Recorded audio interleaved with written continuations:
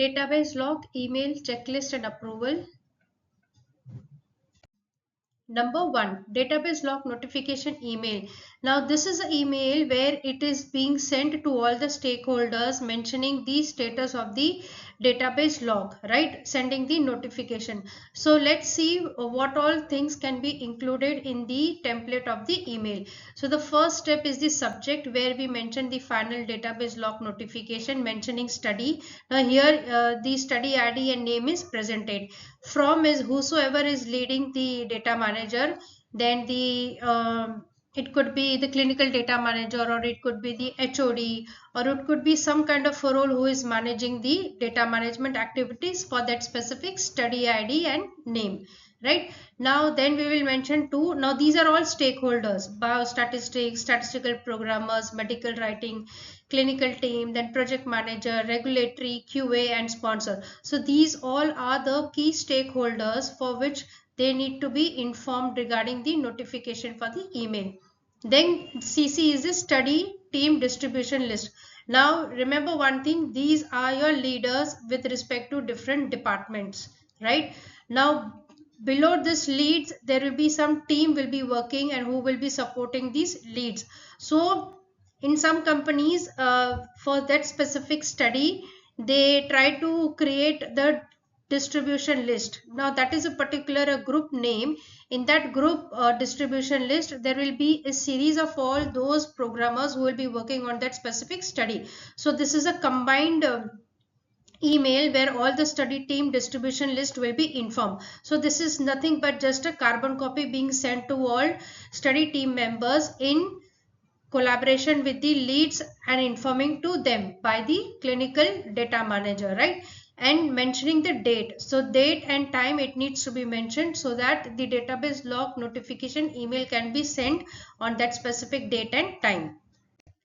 Now the format of the email is to write dear team. Now team is very essential so that it maintains the spirit of the team, and it highlights that everybody is working as a team and nobody is working as a single employee, right? So here is a dear team. Then this is to formally confirm that the clinical database for study ID has been successfully logged as of date and time of log.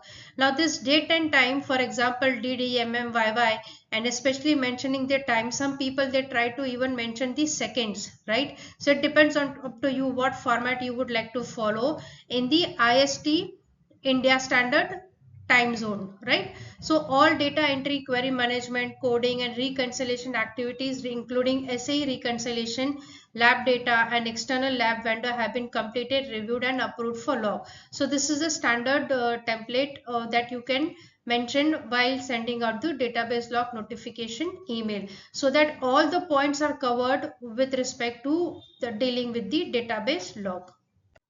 So we'll continue with the above email. From this point forward, no changes will be permitted to the database without former unlock procedures and sponsor approval. Now, once the database is locked, remember one thing, you cannot unlock it, right? Without even following a specific procedures. Every organization, they have a particular process and a form that they need to follow. Now even if the person who is sitting at the highest authority level is telling you verbally to unlock the database log, please do not fall under that trap situation and do not follow that.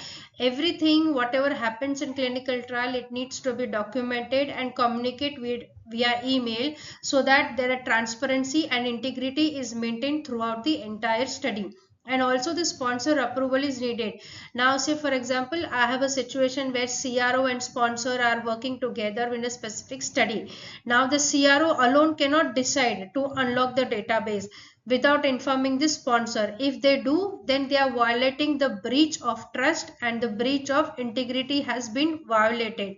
So in those scenarios, it is a responsibility of a CRO, no matter how much small or big CRO that company is, they need to inform the sponsor who is giving you money for conducting that clinical trial. So they have the authority to know each and everything whatever is happening in the clinical trial study. So it becomes a responsibility of the CRO to ensure that the sponsor approval is taken at each and every milestones whenever dealing with the clinical trial study. Then we'll continue with the letter by writing, please proceed with final statistical analysis and programming. Now here we are mentioning to the biostatistics team to ensure that they start doing the final statistical programming and analysis, because the database has been logged at so and so date and time.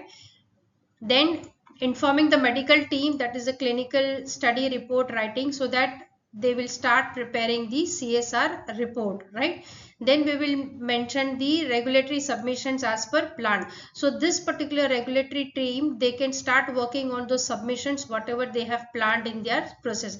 Then in the end, we will thank you for all the collaboration and effort in reaching this important milestone. Now database lock is a very important and a very sensitive milestone, because if you do any mistake in this platform or at this particular time, it becomes very difficult to handle the situation. So it's very sensitive and important situation when we are dealing with the database lock. No, even a single mistake can, like, create some blunders and delay the entire process of submission to the US FDA and the regulatory authorities. So it needs to be very carefully done, very attentive peace of mind is needed, and the collaboration and effort is needed. And then you will close the email by writing best regards, your clinical data management name.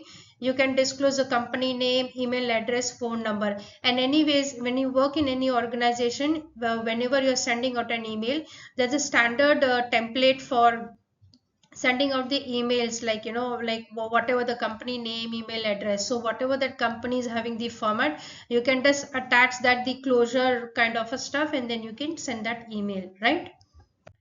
Number 2, database lock readiness checklist. Now this is the checklist that you need to check before conducting the database lock. And all the tasks that I'm discussing here, it needs to be documented in trial master file so that it maintains for the audit purpose. So these kind of trial master file, it can be either documented on paper as well as the digital copy, so that both the stuffs are there. Now let us discuss the first point is all data subject entered in EDC, that is ECRF, right? Now this is the responsibility of site and CDM, and to ensure whether the status is yes or no, whether all the data has been entered or not in EDC. Now CDM, remember one thing, CDM is going to be a part of each and every task, because CDM is the role who is driving this clinical trial study, because they are controlling the database. They have the hold of all the database. They are entering data, they are validating, they are giving it to statistics team, they are giving it to like, some other vendors, kind of whatever they are getting. So they are converting that and they are sending it to statistical programmers, biostatisticians, clinical, medical. They are sending the patient profile listings and reviews. They are interacting with the monitoring sites for raising any queries and resolving them. So clinical data manager is a very important role, and it will always stand as a pillar, like, to ensure that all the tasks are completed in coordination with the site. So the CDM has to coordinate with site to ensure that the all data they have received for all subjects who have been in the patient, and all those data has been entered in the EDC. So that is the responsibility of CDM and site, and the status you can mention whether it is yes or no. So this is the readiness checklist. So all these checklists you can check before doing the database log. So this checklist will ensure that that will give you a scenario whether you are ready to conduct the database log, right? The second point is all queries resolved and closed. So CDM has to work with site in coordination to ensure that all queries are resolved and they are closed. And if there are any pending issues, that needs to be closed as soon as possible. So status you can write either yes or no. SAE reconciliation, whether data has been completed or not. So any serious adverse events, especially when you are mentioning the death of certain patients, whether they have been informed to the regulatory authorities or they have been informed to the ethics committee, or whether they have been informed to the sponsor. So all those things, the process has been completed or not. So that is a responsibility of CDM in coordination with site. Now the external vendor data loaded and verified. So here we are dealing with the labs, ECG and imaging. Imaging is related to brain, like, brain you will have some certain parameters through which you do the MRI imaging, so those kind of values, whatever it is being done, it comes from the vendor, like external vendor. Those they will analyze those points, especially labs and ECG, and they will give it to the CRO or the sponsor, right? So these external vendors, whether they have loaded the data, whether they have cross checked, whether they have done double entry, whether they have compared all the values with the raw data, whether it has been correctly entered, verified. So all those things, it's a responsibility of vendor in coordination with CDM. So it is also the responsibility of CDM to ensure that they work with vendor and they work together so that everything is in place, especially the external vendor. Even if, like, say for example, I have a labs. Now labs can be in central and the local, right, units. So whether the external vendor is going to convert those local units to central, or the SAS programmers they need to do, or the database manager, he is going to convert those local units to central units, right? So all these questions needs to be addressed before database lock, because it should not happen that after database lock the statistical programmers and biostatistician they come to know that these unusual or those units which are not in SI conversion needs to be done by programmers. So it becomes a very tedious and time consuming job for programmers to maintain such kind of, like, unstructured kind of data where it is having different units when dealing with central and local. So all these questions, it needs to be asked and resolved before doing the database lock. So next thing, we are coming with the coding of AEs, CMs using MEDRA and WHO drug completed. So the coding of adverse events, concomitant medications, medical history, now all those things needs to be done with the MEDRA and the WHO. MEDRA is used for adverse events and WHO drug dictionary is used for the concomitant medications.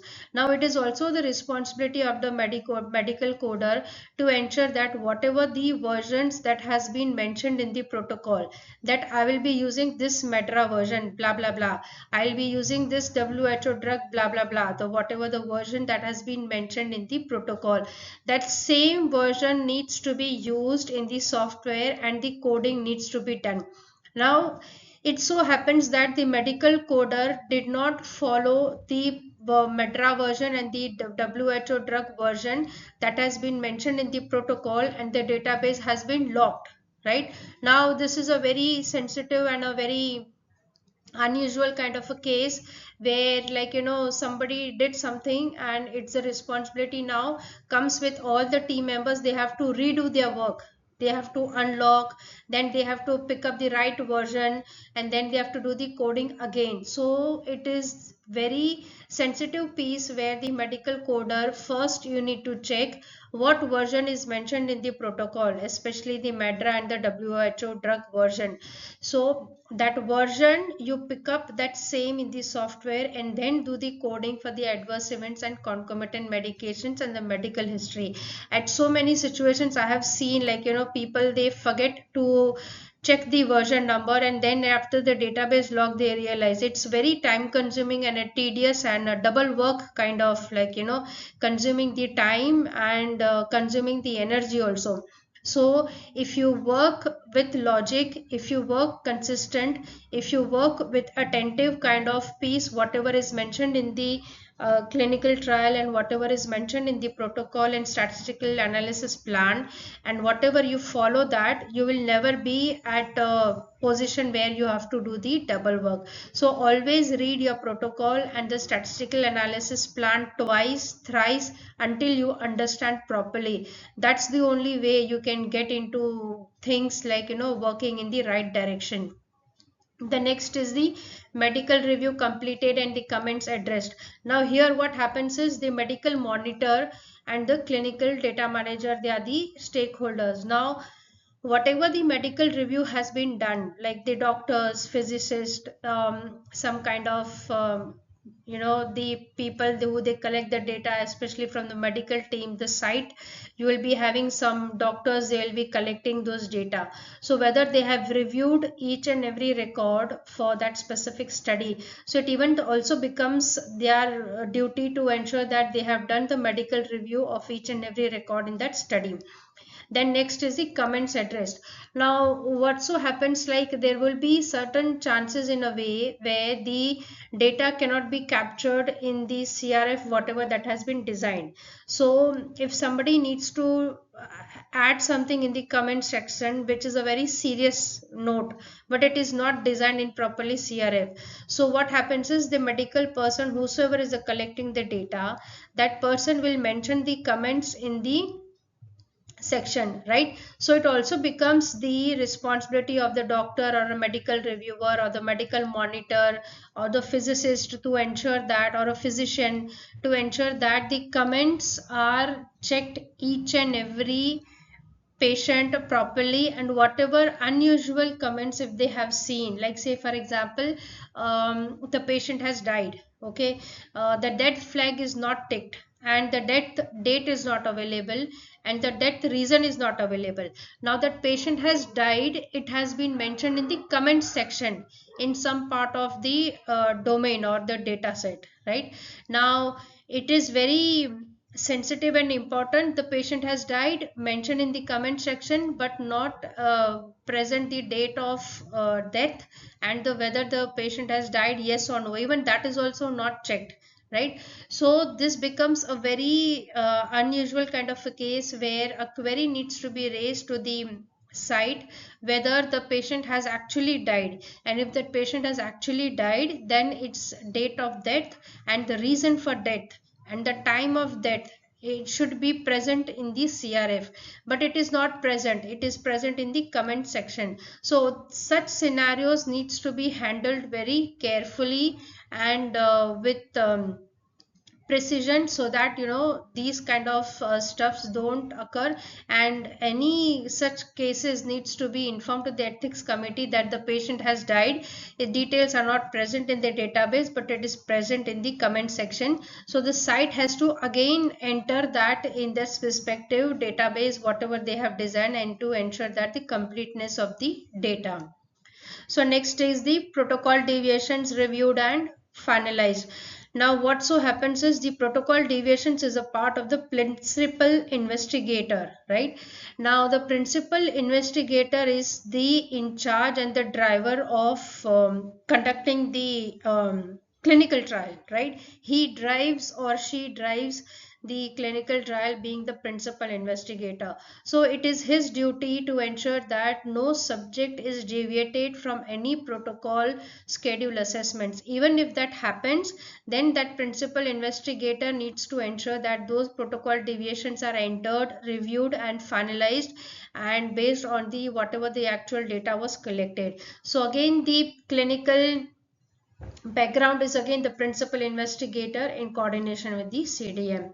So next is your data review listings reviewed by clinician and biostatistician. Now whenever you see any database has been locked, or like some few patients have been added into the database, the next duty of the clinical data management team would be to prepare the patient profile listings. Now why the patient profile listings are being done, like some people they will not able to understand. Now those patient profile listings, that is the reason they are done, because whenever the clinical study has been started, it is becomes the responsibility of the clinician, or like the data manager or the medical team. So they have to review each and every data, especially from the medical point of view, right? So in those scenarios, the biostatistician or the statistical programmers, or it could be the internal team from the data management team, there would be some person who will be generating the patient profile listings. Now if that resource is not there, then this work can be given to any statistical programmer or a biostatistician, whosoever is available. So like say for example, every month or every 15 days, the patient profile listings will be generated, and will be sent to biostatistician and clinician for the review. So they will review each and every point. So if they see any unusual kind of activities, like I said, death was mentioned in comments, but it was not date and the reason was not present, and the flag whether it has been yes or no, that information is completely missing in the demographics kind of a data set or database. So in that scenario it raises an alarm. So these kind of things, like inconsistency in data presentation, inconsistency in viewing the data, so those will be issues will be raised by the clinician and the biostatistician. Now next is the all open action items from team result. Now this could be a scenario where, say for example, you have a project manager, okay, or in some scenarios you may have a clinical data manager. So the project manager's responsibility is to ensure that whatever items that are open and which are yet to resolve from either the site, vendor, medical coder, medical monitor, or clinician. So whosoever is dealing with that kind of data set, so those needs to be informed, and the project manager's duty is to interact with those stakeholders and to ensure that he or she tries to close these items as soon as possible and get these things resolved from the stakeholders. And every week you can take the status update of those open action items, whether they have been resolved, any issues facing. So that needs to be discussed with the PM if you have that kind of scenario. If you don't have, then you can discuss with the clinical data manager, right? Then next is the audit trail reviewed and documented. Now this is a department which is quality assurance. Now quality assurance is that department that ensures that whatever that is happening, that is also documented, and whatever that is not happening in clinical trial, that also needs to be documented. That is the thumb rule of the clinical trial study. So whatever audit trail needs to be reviewed, documented, okay, this was the so and so steps that were involved, or these milestones that were present in that specific study, whether it has followed properly, whether the initiation of the clinical trial study has happened on time, was there any delay in screening the patients, was there any resource crunch, or was there any manipulation of data, or like something was captured it different but it has been entered separately. So all these things needs to be checked by the quality assurance department, and it is the responsibility of QA to ensure that the clinical trial study is conducted with fair kind of a situation where the transparency and the integrity is maintained in the clinical trial throughout the study. Then the next is the database lock approval formed and signed. Now this is the place where the database lock approval form is submitted to all the stakeholders whosoever are eligible to sign, and it needs to be communicated, and these form can only be distributed for signature once all these tasks are completed, win presents with all the stakeholders mentioning status that they have been completed. So if you see any status as no, that means the task is still pending and we are not ready for database lock, right? So we have to close this, then only it can be ready for database lock. So this is a specific checklist. The next is sponsor sign off received if applicable. Now if there is a clinical trial study that is happening in coordination with the CRO and sponsor, then obviously the sponsor will also have to sign off. But if you don't have that kind of scenario, the sponsor itself is conducting the trial, so there is no situation like a scenario kind of CRO sponsor is only conducting that clinical trial. So it's an internal kind of a study that is happening in that organization. So it's but obvious, like whosoever is the in charge in that particular specific clinical trial, that sponsor needs to be signed off if it is applicable, right? Whosoever is in charge, it could be principal investigator or it could be head of the department. So all those things needs to be signed off, and these are the checklist that you need to follow in every therapeutic area. It could be any therapeutic disease. So this checklist for database lock readiness is the general checklist that you can follow in any therapeutic area and for any therapeutic disease.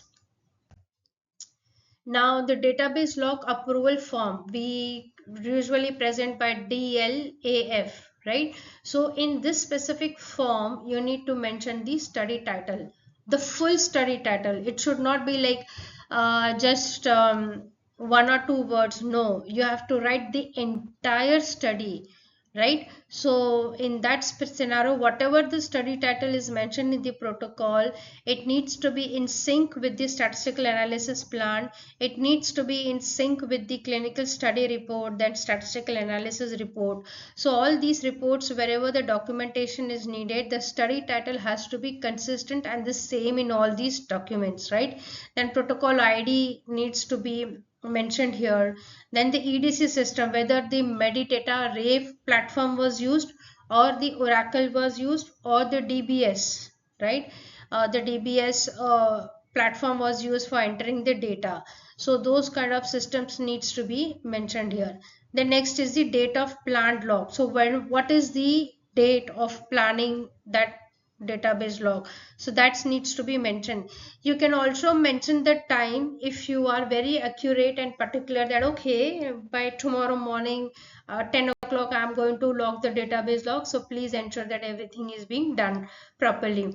So you can also mention the time if you are comfortable and if you think that you can follow that specific time, right? Now, this is the database log confirmation checklist that you can mention in the form itself, just to ensure whether the task has been confirmed, that all those whatever pending queries, issues, or whatever problems that were there, they have been fixed and they have been resolved. So this is the confirmed checklist stating that all CRF has been complete, right? Confirmed. Then all DCFs and queries, they have been resolved, confirmed. Then reconciliations are completed, especially with related to SAE, labs, then death, all those they have been confirmed, right?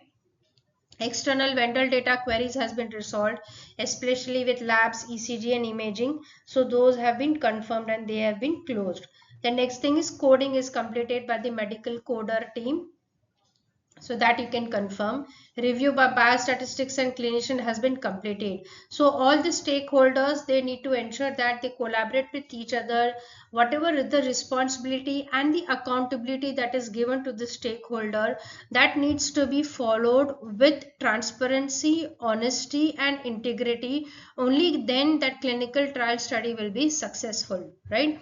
So that review of biostatistics and clinician is completed. You can confirm whether it's yes or no. No open issues pending log. So that is also yes or no. So before circulating this approval form, you can either discuss with all the stakeholders one to one, or you can try to ensure that you arrange a meeting. Meeting could be physical meeting or a virtual meeting, just to ensure that if anybody is having any issues open, or like just to know the checklist whether is everything on working in the right direction. So that meeting or the virtual meeting or a phone call or a one-to-one, you can discuss and you can close this kind of database log confirmation, that it has been confirmed that the checklist is prepared and we are done with all these tasks, right? So you can discuss with all the stakeholders in presence. Now it's better to ensure that you conduct a meeting in presence of all the stakeholders, so that the honesty, integrity and transparency is maintained, so that everybody knows what is the status of all this task from all the departments. So say for example, a biostatistician, if it's present, that person will come to know from the medical coder that okay, coding has been completed, the database entry, like their data queries has been resolved. So all these platforms, if they are present, the stakeholders, they can come to know. And if there are any open issues or pending log, or like say for example, there could be certain issues where they have sent to sponsor, but the sponsor is not able to take a decision. I have seen also cases in certain clinical trial studies where like say that's there's a kind of a issue or a pending where it has been sent to the sponsor. Now that sponsor has to decide. A CRO can give suggestion or they can give solution to the sponsor, but unless and until the sponsor confirms that this issue should be handled in this way or that way, and unless and until that communication has received, you cannot even lock the database, right? So it even becomes very essential that whatever those are pending from the sponsor side, you involve them, and also always take the documentation from the sponsor who is giving you suggestion to handle the open issues in so and so specific way, so that you being a CRO, you do not fall under the specific problem that these issues were taken decision by the CRO. No, those decisions were given by the sponsor, and sponsor has given the suggestion or decision in the communicated in the written communication form, and that's what the CRO has followed. So whenever any audit happens, internal audit or the external audit, so this is how you can handle it diplomatically, such kind of scenarios. So in clinical trial study, whatever that has happened you document, whatever that is not going to happen, that also you document, so that you always remain on the safer side. So this is the database lock approval form. You can close it by adding the names of all the stakeholders: lead clinical data manager, biostatistician, medical monitor, sponsor representative, QA representative if applicable. So in those scenarios, then you need to take their signatures and you need to write the date and time. Some people, they also like to prefer to write the time so that exact time is known. Now remember one thing, whenever the database lock approval form happens and whenever that has been circulated, all these stakeholders needs to be present either in office or at whatever situation they could be. If they are working from home, no issue, they can be assigned, but their presence should be there, whether they are present in the office through work from home or physical or through remote kind of a position. So those kind of attendance is required. Only then this database lock approval form, everybody's signature can be happened. Like say for example, you will have a medical monitor who has gone on vacation from last 15 days and the database lock is due, and this person is not available for the signature. Please ensure that you don't do backdated or something like that. Ensure that that person is somehow reachable and this signature and date happens, so that you don't avoid doing backdated kind of signatures and date. It's not even ethical to follow such kind of a process. So in scenarios, if any department lead is gone on vacation or on lead, ensure that you take this date and signature in advance or at specific date and time, and just communicate to that person that if you're going on so and so leave, please ensure that you remain available for say 10 to 15 minutes or half an hour, because we will need your date and signature. I can understand, like, you are on leave, but this is also an important documentation where your date and signature is required. So you can convince and you can make a request to that person whosoever has gone on vacation, because I have seen scenarios where a specific department is not available. Due to that reason, database lock cannot be delayed just because the representative of the department has gone on vacation. That is not the ethical and valid reason for delaying the database lock, right? So in some scenarios you can communicate and you need to be flexible and you need to be attentive, so that you check the what you call holidays of each and every stakeholder, so that you conduct this database lock in such a way that all the stakeholders are present and nobody is gone on holiday and nobody is gone on vacation. So this is the database lock notification email which I have shared. Like, this is how you need to send an email to all the stakeholders. Then you need to check the database readiness checklist, what all things that you need to check before doing the conducting the database lock, and then the database lock approval form, what all needs to be checked as a confirmed checklist that I discussed, and the stakeholders in whichever situation they are, they need to be present to sign and date on that specific day whenever the database lock is happening, right? Please like, share and subscribe. Leave a feedback comment mentioning any topic that you want me to make a video. Looking forward for a positive response. Thanks for watching. Please like, share and subscribe. Leave a feedback comment. Many thanks for your support and having great connection.